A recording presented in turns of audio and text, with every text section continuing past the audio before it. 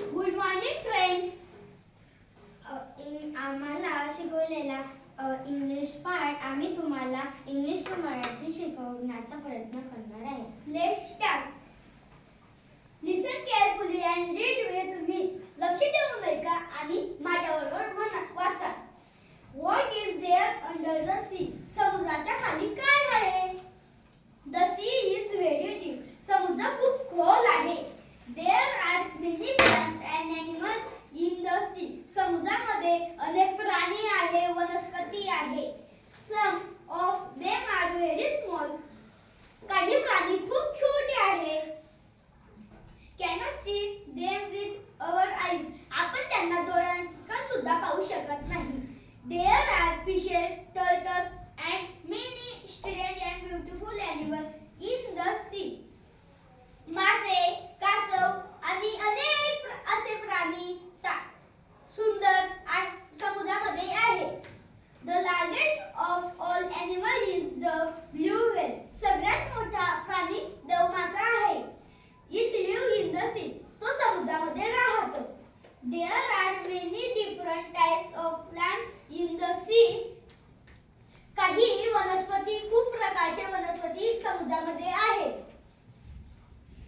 In some place there are so many that it is like an underwater forest. समुद्रामध्ये खूप प्राणी आहे, वनस्पती आहेत. A very big sea is called an ocean. समुद्राला आपण महासागर म्हणतो. If we go deep down in the ocean, समुद्राच्या खोल गेलो तर there is no sunlight. तेथे सूर्यप्रकाश आढळत नाही. It is dark and quiet. तिकडे अंधार व शांतता असते. The bottom of the ocean is known as ocean floor. समुद्राच्या तळाला आपण ocean floor असे म्हणतो. The ocean floor is not flat just as we see mountains and valleys and plains and land. There are mountains and plains and also deep trenches in the ocean floor. आपण जमिनीवर टेकड्या, मैदान, दऱ्याखोऱ्या बघतो. तसेच टेकड्या, मैदान आणि दऱ्याखोऱ्या समुद्राच्या पायथ्याशी असते. When the top of such a mountain rises out of ocean floor.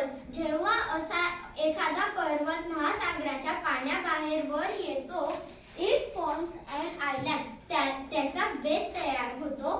त्याचे बेट तयार होते. You can see these things in the picture below.